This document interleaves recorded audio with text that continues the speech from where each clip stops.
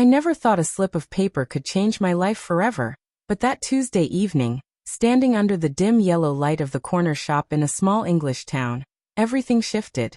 My name is Daniel Carter, 42 years old, born and bred in Manchester, and for most of my life, I had been a man of modest means, just a mechanic at a local garage, scraping by to pay rent on my small flat above the bakery, and always wondering how life might have turned out if luck had ever leaned my way. That night, with rain drizzling down, I walked into the shop to grab a pint of milk and a packet of crisps, when I noticed the old man behind the counter staring at me strangely as he scanned my lottery ticket. He cleared his throat, glasses slipping down his nose, and said in a shaky voice, "Congratulations, Mr. Carter, you've won." I blinked, confused. Won what? A tenner? He shook his head, his lips twitching in disbelief. Not £10. 10 million. My hands went cold, and the world around me seemed to tilt. 10 million pounds. The words echoed in my head like church bells. For a long moment I just stared at him, half convinced it was some cruel joke. But when he handed me the slip and I saw the printed confirmation, my knees nearly gave way. I thanked him, stumbled outside, and stood in the rain, staring up at the grey Manchester sky, wondering how in God's name my life had just been rewritten. At first I wanted to scream, to dance, to call everyone I knew. But then, as the adrenaline faded, a darker thought crept in. My friends, my family, even my ex, Sophie, all of them had grown used to me being the struggling one. The man who always needed to borrow a tenner here or there, the one overlooked at gatherings, pitied more than respected. What would they do now if they knew I had £10 million in the bank? Would they cheer for me? Or would they see me as nothing more than a walking wallet? That night, lying awake in my shabby flat, the ceiling stained from a long-forgotten leak, I made a decision.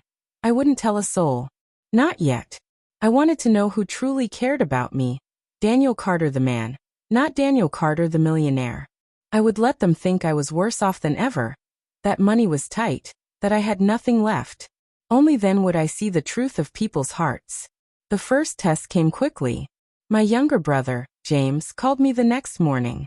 James had always been the golden boy, successful, charming, the one my parents never stopped bragging about. He worked in finance down in London, drove a sleek BMW, and never missed an opportunity to remind me that my life choices had led me nowhere. "Danny," he said, his voice brisk, "you still owe me 300 quid from last Christmas. Any chance you can pay me back this month?" I swallowed a laugh. £300 was nothing to me now, but I decided to play the role. "I'm skint, mate," I said. The garage cut my hours again, barely scraping by. There was a pause. "Figures," he muttered, with a sigh so loud it stung. "Honestly, Daniel, you're hopeless. You'll never get your act together, will you?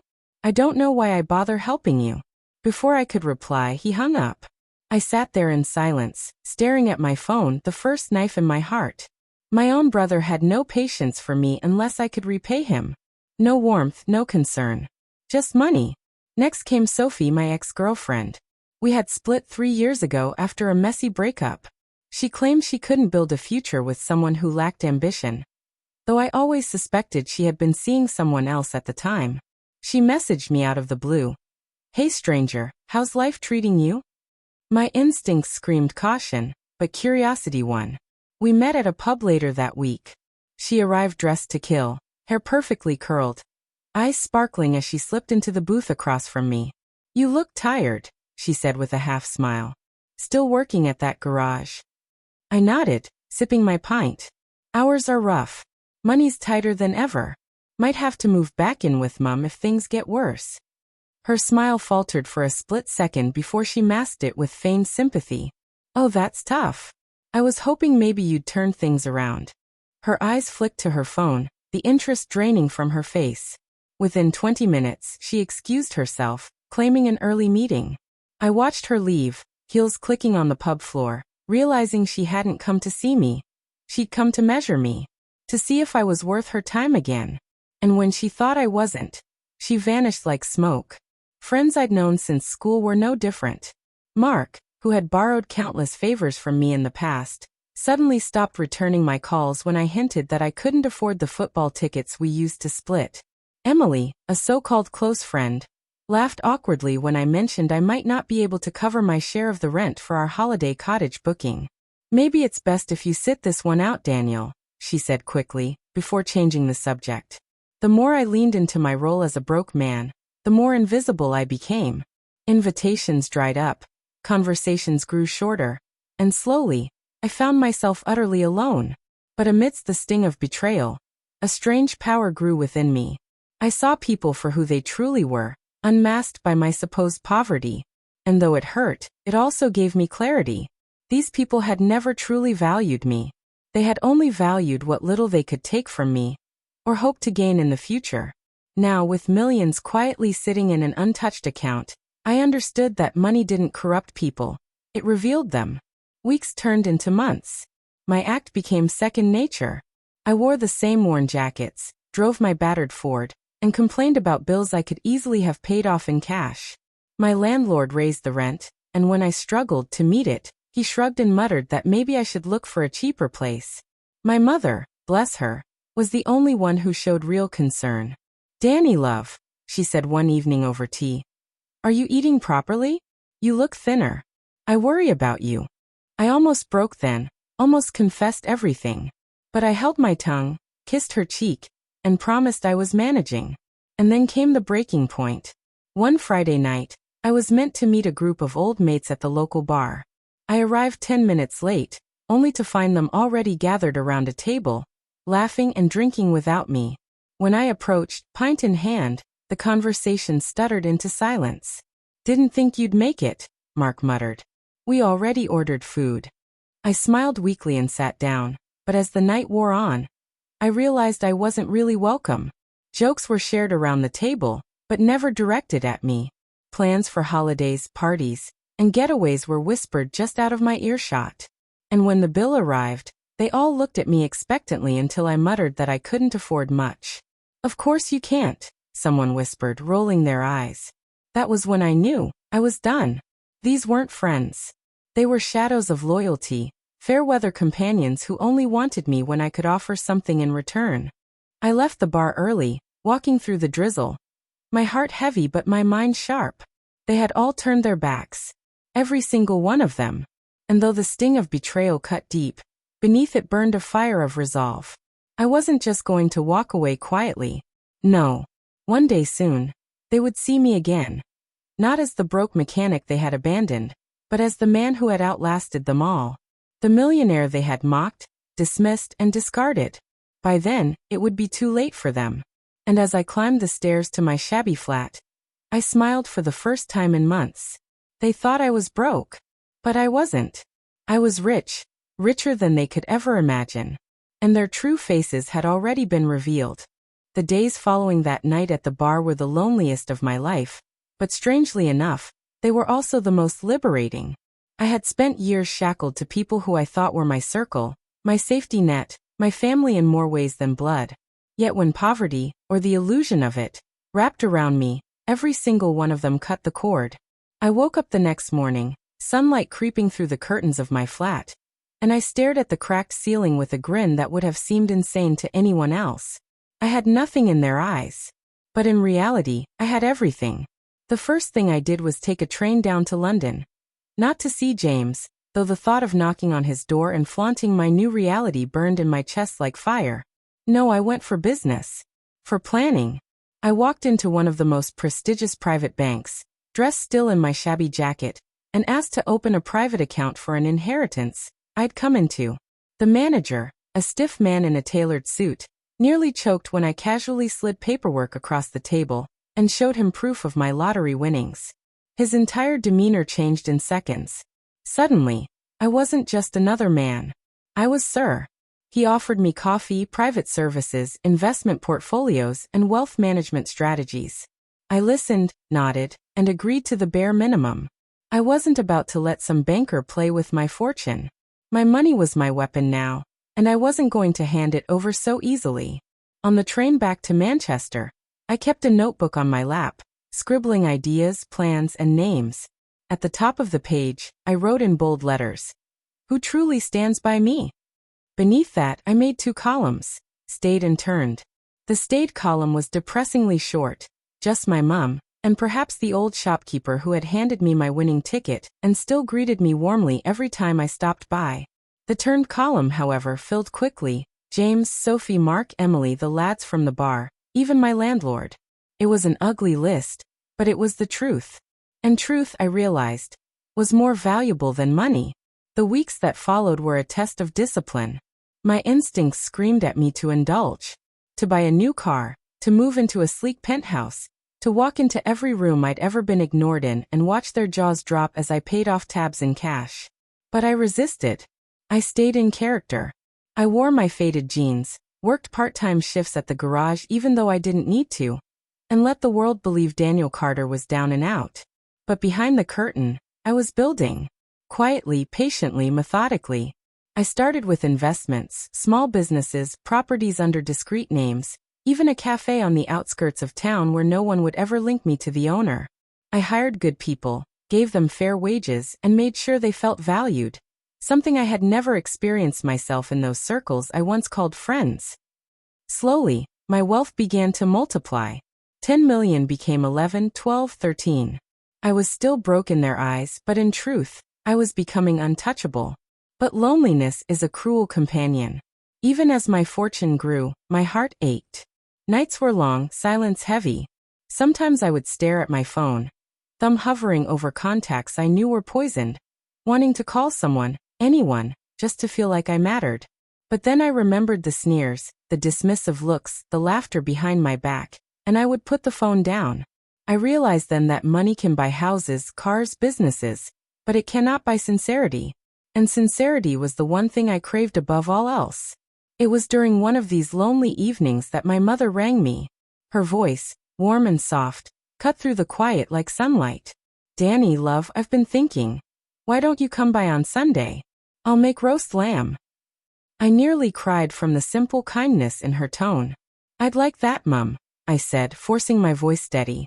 She didn't ask about money, didn't prod into my troubles. She just wanted me near.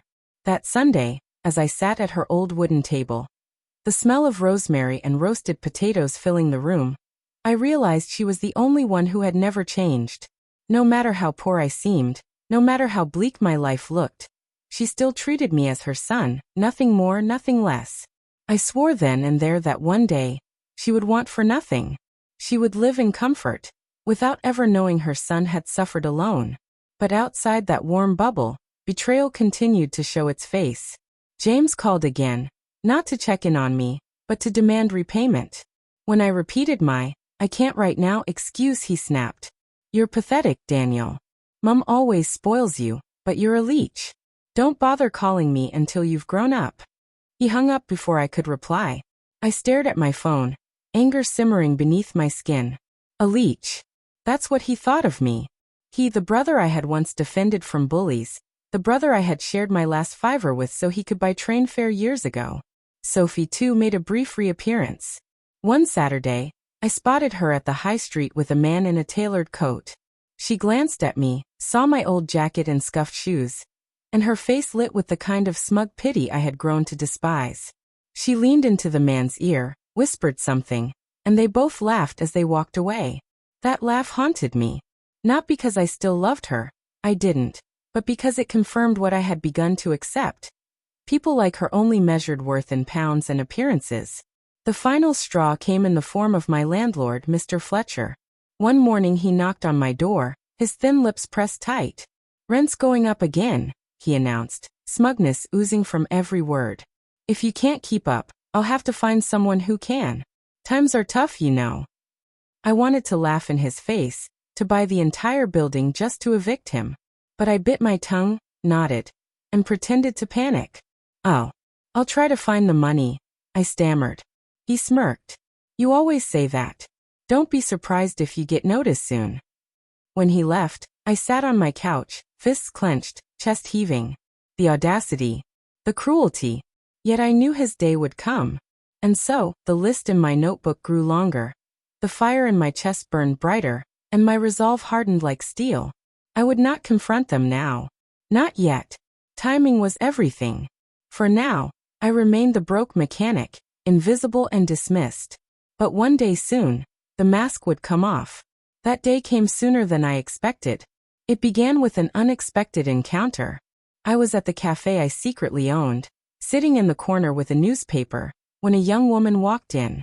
She wore a simple blue dress, her hair pulled back, and she carried herself with the weary grace of someone who had seen life's harsher sides.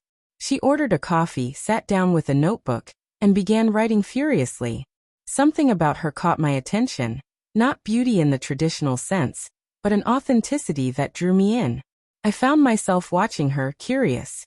When she spilled her coffee slightly, muttering under her breath, I offered her a napkin. She smiled genuinely and said, "Thanks. People don't usually notice." We spoke. Her name was Claire, a writer struggling to get published, working 2 jobs just to keep the lights on. She laughed easily, listened attentively, and never once asked what I did for a living or how much I earned. Hours passed without me realizing. When we parted, she said, "Maybe I'll see you here again?" And for the first time in months, I felt something stir inside me, hope. I began visiting the cafe more often, always choosing the same corner table, always hoping she'd appear. And she did. Again and again, until our conversations became routine. Then friendship. Then something deeper I hardly dared to name. With Claire, I didn't need to pretend. She liked me for me, broke jacket and all. And yet, I never told her about the fortune. Not yet. Trust was too fragile, and my scars were still fresh. But with her, I saw the possibility that maybe, just maybe, not everyone would turn their back when they thought I had nothing. But even as light entered my life through Claire, the darkness of betrayal still lingered. One evening, walking past the bar where my so-called mates gathered, I overheard them talking. "Daniel? He's a lost cause," Mark sneered. "Probably living off handouts from his mum. Can't believe we wasted so much time on him." They laughed, clinking glasses, while I stood outside in the cold. I turned away, a smile curling on my lips. Let them laugh. Let them dismiss me. Soon, the curtain would rise, and the truth would blind them. Because the broke man they scorned was gone. In his place was a millionaire in disguise, quietly weaving a plan of reckoning. The day I chose to reveal myself was not an accident. It was deliberate, calculated, and timed to perfection. I had spent over a year living in disguise, letting those closest to me show their true colors. I had endured sneers, whispers, pitying looks, and outright abandonment. I had played the role of the broke mechanic so convincingly that even I sometimes forgot the power I held tucked away in secret accounts and quiet investments. But now it was time. Time to let the masks fall. Not mine, but theirs. It began with my landlord, Mr. Fletcher. He had grown bolder in recent weeks, banging on my door for rent, threatening eviction, muttering insults about lazy tenants loud enough for the whole building to hear. On the morning of his ultimatum, he stormed up the stairs with papers in hand. "Carter," he barked, pounding on my door. "This is your final notice. Out in 2 weeks, or I'll have the bailiffs on you." I opened the door, wearing my usual tired expression, and accepted the paper with a nod. "Understood," I said softly. He smirked, already turning to leave. "Pathetic," he muttered. That afternoon, while Fletcher no doubt celebrated the idea of getting rid of me, I met quietly with my solicitor.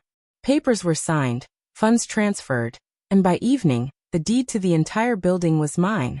The next morning, Fletcher found a letter slid under his door. It was simple, short, and devastating.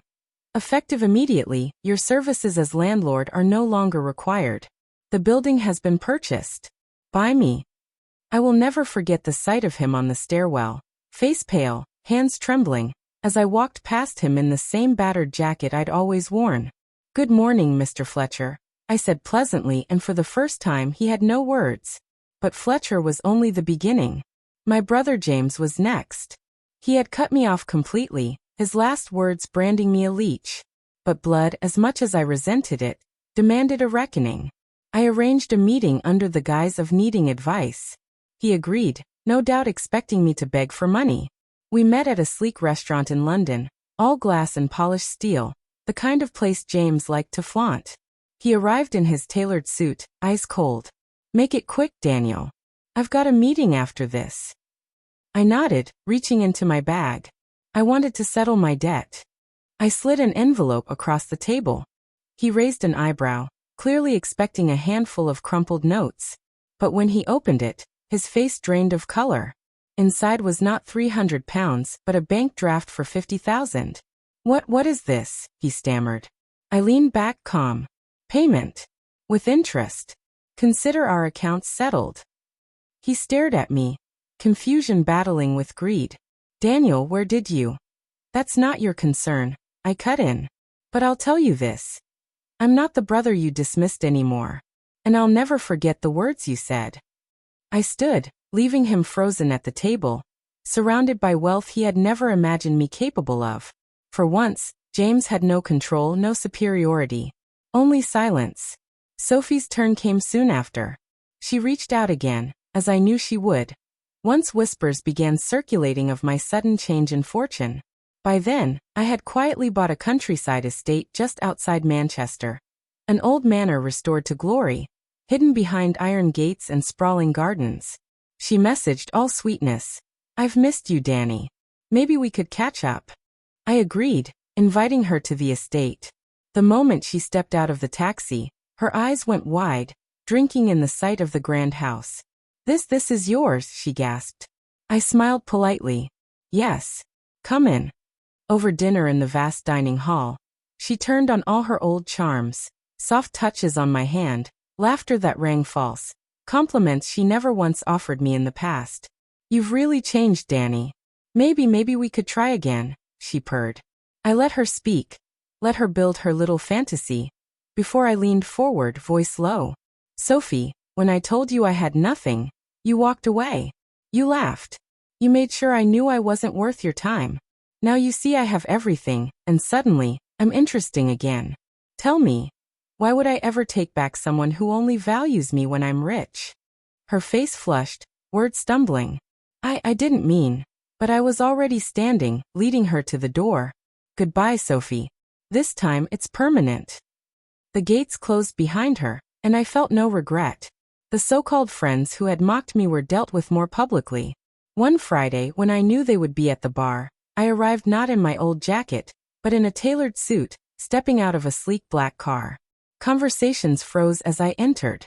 Mark's pint nearly slipped from his hand. "Daniel," he stammered. I smiled, taking a seat. "Evening, lads. Thought I'd buy a round." When the bartender asked for payment, I handed over a black card, one that screamed wealth. Their eyes bulged. "Turns out," I said casually, "I've done quite well for myself. Own a few businesses now. Investments. Properties. The works." Silence followed, thick and suffocating. "Funny," I continued, sipping my drink. "I remember when I couldn't afford to split a bill, and you all thought I wasn't worth your time. Strange how things change, isn't it?" Their faces burned with shame, some stammering excuses, others avoiding my gaze. I stood, placing a thick wad of notes on the bar. "Drinks are on me. Enjoy. It's the last time you'll ever drink at my expense." And with that, I walked out, leaving them choking on their own regret. But not everyone faced my wrath. My mother, dear and steadfast, was the one person who never wavered. To her, I revealed everything, not with grand displays, but with a quiet confession over tea. Her eyes welled with tears as I told her about the winnings, the deception, the betrayals. "Oh, Danny," she whispered, holding my hand. "All I ever wanted was for you to be happy. Money or not, you're my son. That's all that matters." I promised her comfort, security, everything she deserved. She moved into a beautiful cottage on my estate, surrounded by gardens she adored, with no worry ever again. And then there was Claire. Sweet, genuine Claire, who had never once asked about my finances, who valued conversation and laughter over appearances. With her I hesitated the longest. I feared that revealing my fortune would change things, taint the purity of what we had. But one evening, as we walked through the gardens, I took her hand. "Claire, there's something I need to tell you. Something big." She tilted her head, curious. I told her everything. The ticket, the secret, the act of being broke, the betrayals, the revenge. When I finished, I braced myself for the shift, the greed, the hunger I had seen in others. But she only squeezed my hand, her eyes soft. Daniel, I liked you when you were sitting in that cafe in your old jacket. This doesn't change that.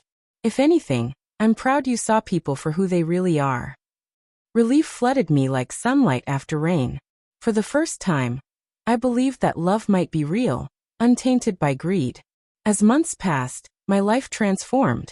I was no longer the broke mechanic ignored by friends and mocked by family. I was Daniel Carter, millionaire, investor, owner of businesses and properties. But more importantly, I was a man who had learned the hardest truth of all. Wealth reveals hearts. Those who turned their backs when I was broke had shown me their true faces, and I would never forget it. Those who stayed, few though they were, proved that loyalty and love exist, even in a world poisoned by money. And so, when I stood on the balcony of my estate one evening, watching the sun dip below the horizon, Claire's hand in mine, my mother laughing with her gardener in the distance, I felt something I hadn't felt in years: peace. Not because of the money, though it gave me power. Not because of revenge, though it gave me satisfaction. But because in the end I had found the truth. And the truth, unlike fortune, could never be taken away. They all turned their backs when they thought I was broke. But I was never truly broke. I was rich in patience, rich in resilience, and now, finally, rich in freedom.